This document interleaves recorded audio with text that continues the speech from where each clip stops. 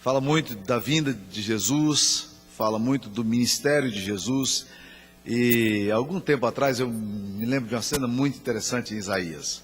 Nós estávamos num grupo de estudo e quando estávamos ali lendo o livro de Isaías, terminou a leitura do texto de Isaías 53, eu virei para as pessoas e disse: vocês sabem quanto tempo faz que esse texto foi escrito?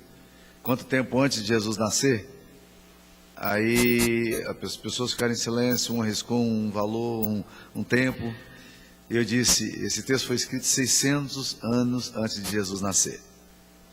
E quando eu disse isso, houve uma reação muito interessante de uma senhora que estava começando a vida cristã, tinha recentemente se convertido ao Evangelho, estava bebendo as coisas das Escrituras Sagradas, e ela disse: quando eu li isso aqui, pastor, eu pensava que estava falando de Jesus lá na cruz, era alguém que estava vendo e estava descrevendo o que estava acontecendo.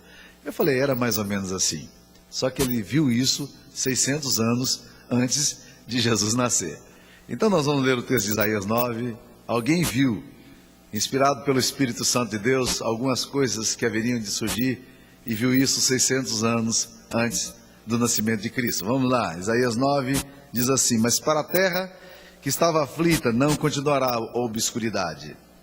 Deus nos primeiros tempos tornou desprezível a terra de Zebulon e a terra de Naftali, mas nos últimos tornará glorioso o caminho do mar, além do Jordão, Galileia dos gentios. O povo que andava em trevas viu grande luz, e aos que viviam na região da sombra da morte, resplandeceu-lhes a luz.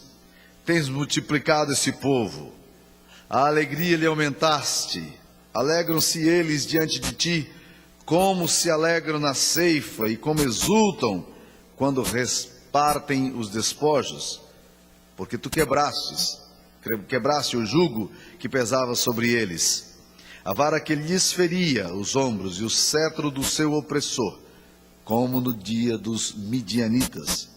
Porque toda bota com que anda o guerreiro no tumulto da batalha e toda veste revolvida em sangue serão queimadas, servirão de pasto ao fogo.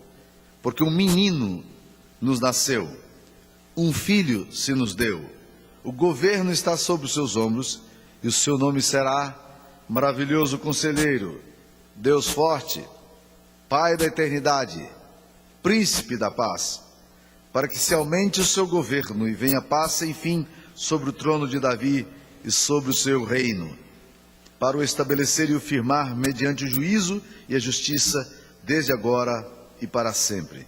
O zelo do Senhor dos Exércitos fará isto. Que palavra fantástica. Meus queridos irmãos, esse texto escrito tanto tempo antes, ele fala de algumas coisas muito importantes sobre o Natal. E nós estamos começando aí o mês de dezembro, e estamos iniciando esse mês, que é o mês de Natal. Os cânticos todos foram sobre o Natal. E nós queremos falar um pouquinho sobre esses prenúncios do Natal também. Eu queria falar sobre algumas coisas que o profeta, ao escrever esse texto aqui, descreveu, que eu chamo de efeitos do Natal, ou chamo do impacto do Natal. A bem da verdade, a sensação que eu tenho é de que o Natal, descrito aqui pelo profeta, ele causaria nas sociedades nas quais o Natal penetraria, aquilo que a gente chama em inglês de ripple effect, que é o efeito de uma pedra que você joga num lago plácido ou no rio de águas calmas, e aquelas ondas vão atingindo de uma forma mais forte, até enfraquecendo lá na beira. Mas é um efeito, as ondas que vão trabalhando. E na verdade o que eu percebo ao ler esse texto aqui é de fato que o Natal vai fazendo isso, ele vai gerando essas ondas. E essas ondas elas vão impulsionando, e algumas coisas tremendas vão acontecendo, por onde os sinais do Natal, do verdadeiro Natal, do nascimento de Cristo, acontecem. Eu queria mostrar para vocês nesse texto aqui algumas coisas que o profeta antecipava, algumas coisas que o Espírito de Deus iluminava o coração desse profeta e revelava-lhe para que esses textos inspirados chegassem até nós, falando sobre o impacto do Natal. E a primeira coisa que eu percebo de uma forma muito clara é que o profeta via, pelo Espírito de Deus, que o Natal ele mudaria a sociologia de um povo. Eu gosto de pensar nisso.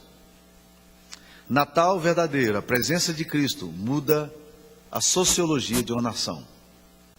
Ele muda a história de uma família. Natal muda a história de um povo. Natal muda uma etnia.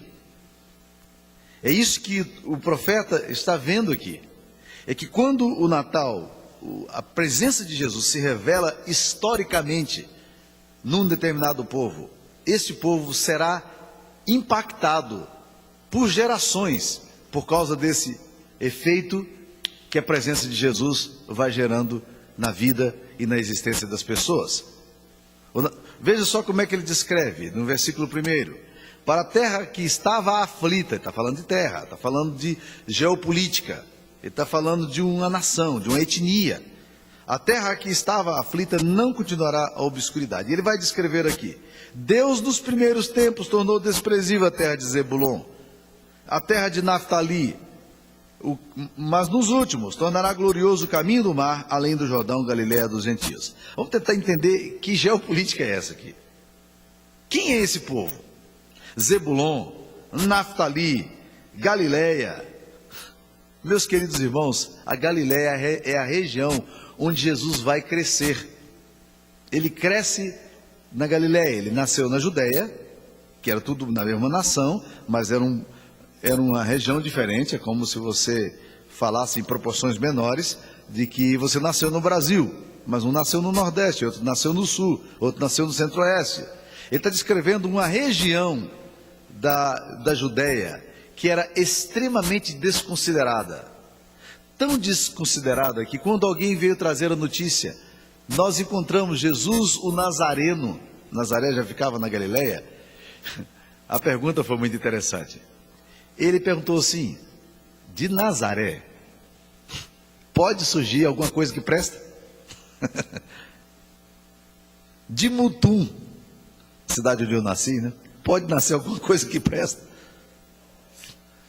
De Pauterra, pode vir alguma coisa que presta?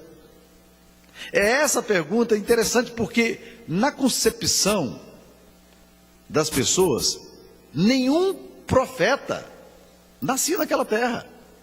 Além desse jugo imenso de uma região rejeitada e desprezada, havia um outro aspecto incrível, que tinha a ver não com a concepção do próprio povo ali da Idumeia, da Judeia, da Galileia, mas tinha a ver com o fato de que, politicamente falando, geograficamente falando, a Galileia era, como eles falam aqui, a Galileia dos gentios, porque muitos povos que não eram judeus iam morar ali, por uma questão de facilidade, porque a Galileia era a via do mar, o caminho do mar.